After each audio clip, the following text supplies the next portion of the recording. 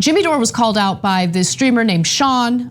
He gave a specific example of Jimmy Dore presenting a graphic from Fortune magazine that purported to say that the vaccine was ineffective, right? But when you look at the original source material, it is abundantly clear that the graphic was edited in a way to send a message that was counter, that was the antithesis of what was actually reported in the source material at Fortune. So I give you that context because the evidence was so overwhelming that Jimmy Dore had no option but to correct himself on air. And then, look, I respect corrections, clearly, right? So if he had corrected himself despite all the other vaccine disinformation content that he's put out there, I would have given him credit for taking personal responsibility and correcting the record. But that is not what he did. He decided to blame his producer and then proceeded to say that his producer was stupid and sloppy and that he fired this producer. Now, whether or not the producer exists is still in question, but assuming that he's being honest there and you take his comments at face value, that he actually blames the producer and fired the producer, what kind of cowardly is that? Just think about that for a sec. Can you imagine? I would never sit here and say it was my producer's fault. I'm correcting the record, but it was my producer's fault. No. It is your job to read the content for yourself. You know, we make mistakes. Clearly, I've made mistakes. I corrected my mistake on the Rittenhouse trial or case, and I mentioned it. I didn't blame anyone else for it. I blame myself because the buck stops here. You're on air. You're making money, like speaking and sharing the information with your audience, right? Like, it is your job to make sure that you're accurate in what you're saying. Like, to blame a producer, how pathetic is that? Well, so, and remember in this case, like, so what happens to us sometimes is we get these sidewinders, like everything's fine, and then all of a sudden the person who left here will come in and go, oh, they're getting paid by Nancy Pelosi and the CIA. And obviously, then, yeah. Right, and then we'll be like, Jesus, what a kind of a weirdo lie is that? And we'll have to respond. This is not one of those cases. He attacks the producer first. We got the clip, right? So I wanna show it to you, but keep in mind, like as you're watching the clip, he's telling you he doesn't even read the articles. Yeah, exactly. Like he assumes that the producer is going to do it right. And if he had read that article as we showed you earlier, it says the exact opposite of what he was saying on air. This is in fact, it is basically a de facto admission that he never reads any of the articles that he talks about on air, and he has no idea what's in them. And by the way, we here know that on a very personal level because I couldn't get him to read a freaking article for the main show if my life depended on it. So now it's very nice to see the admission of that from Jimmy Dore, from his mouth. So let's watch. Originally reported this graphic here is incorrect. This graphic here was put together by my producer, and he joined together two sentences that didn't go together, and he added a word, despite. So if you're gonna add a word, you have to put brackets around it so people know you've added a word and it wasn't in the source text. He didn't do that. And then he changed the tense of these two words to make it fit syntactically or grammatically with the rest of the sentence. Now you could combine two sentences, but you have to put a ... and then so people know that you're jumping ahead, and so. But that didn't do that. Plus, that was supposed to be a period, and he put a comma. And then he put this, and it actually changed the meaning of this sentence.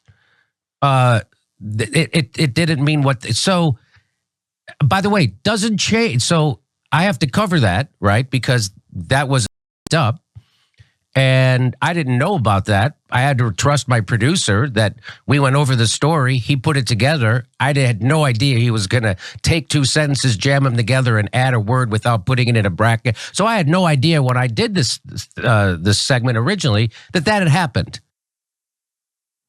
If you think that was bad, it's actually about to get much worse. But Cenk, do you want to weigh in on that? Yeah, I mean, that quote is the opposite of what the article says. Right. And he just told you there like 8 times, like, I had no idea. Jimmy, read the article. Read the article. It's not that hard, right? You claim to be in the news business and you won't even read anything. And you're like, oh, I don't know, I'm a jagoff comedian with a jagoff producer, and so we just make up stuff, and I didn't bother figuring out what we were making up that day. No, it's amazing. I love it so much. I love it especially because he has presented himself as a journalist with the most integrity.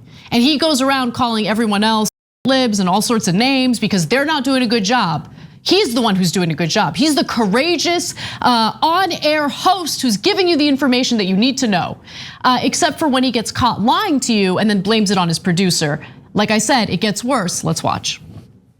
That was done by my producer who put it together. I asked him why he did it, and he didn't really have a good excuse. He said, I was in a hurry, I got sloppy, and I'm stupid. Unfortunately, he can't be with us anymore because I can't have someone on like that who's sloppy, stupid, and does something like that. And so unfortunately, he's no longer with us. So someone's paid a price for this. So if we take what he's saying there at face value, it's pretty awful. And if that producer does exist, hit us up. We'd love to have you on the show. Love to ask you some questions. I would love to hear that producer's side of the story. Yeah, it's. Look, I'm sure that the producer made the mistake of believing that Jimmy was a decent person. And don't make that mistake. And he probably agreed. I assume that he agreed with his politics to some degree. Whatever the hell those politics are, they change all the time, right? He was pro-vaccine, now he's anti-vaccine, conveniently after he took the vaccine, and on it goes, right? So, but he just called you stupid, and he asked to do that segment, presumably, right? And he wanted to paint it as an anti-vaccine segment, even though the article was pro-vaccine, right? In the facts that they presented. Why did he want to be anti-vaccine? Because he saw he's getting more views and more revenue from anti-vaccine videos than pro-vaccine videos. Did we change our policy? We know that too. Did we change? No, because we actually care what's true. Jimmy, on the other hand, was like, money, precious. So all of a sudden, wall-to-wall anti-vaccine videos. He asked the producer to do it. The producer does it. Then he says, oh, you stupid, you got me in trouble, okay? You got caught, you shouldn't have gotten caught. He's done like dozens of other anti-vax videos filled with lies. Totally. And we just didn't get caught on those. So this one he got caught, so he's like, oh, I got a great idea, I'll kick down. So the guy who's below me, not only will I fire him, I'll shame him publicly, and then I'll call him stupid on top. Yep, stupid and sloppy. Okay. Clearly that guy made a mistake, which was working for Jimmy in the first place. And by the way, I'll own up to my mistake. I made a mistake by ever hiring Jimmy. Agreed. Right? And so. But he was sending steaks and kissing up to you and presenting himself as someone completely different back in the day. Someone who actually was a progressive, someone who actually had morals. I was able to see through it because I had personal interactions that made it abundantly clear what type of person Jimmy Dore really was. I also saw the way he treated producers here. So it would not surprise me in the least bit that he would use a producer as a scapegoat for his own disgusting deceptions and lies. Look, him sending steaks, I don't care about. No, right? It did have an impact on you in terms of hiring him, but I'm just saying, like, he presented himself as someone completely different. Right. The part that's relevant is that whenever I interacted with Jimmy, he was perfectly fine. And then I found out afterwards when he interacted with people when I wasn't in the room, he was a total okay.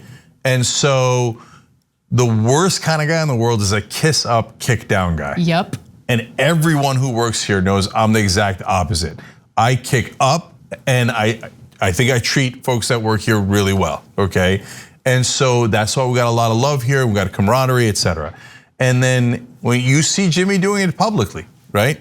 You see him right there, like, oh, I got into trouble, I'll blame the guy beneath me. Meanwhile, he's kissing up to whoever is on top of him. And at this point, who is? Tucker is. Yep. So Tucker's probably getting the stakes now, right? And so, oh, Tucker, you're right about everything, Tucker. Oh, you're right, vaccines suck, Tucker. Yeah, let's try to get our audience to get really sick. Yeah. Where's the money, Tucker? Yeah, I'll do whatever you want, Tucker. God, man, now when I look at him, it's actually really, really sad. You know, a guy who, could have just stayed principal and he would have made fine money. He would have been okay. But no, he couldn't help himself. Greed. Thanks for watching the Young Turks. Really appreciate it. Another way to show support is through YouTube memberships. You'll get to interact with us more. There's live chat emojis, badges.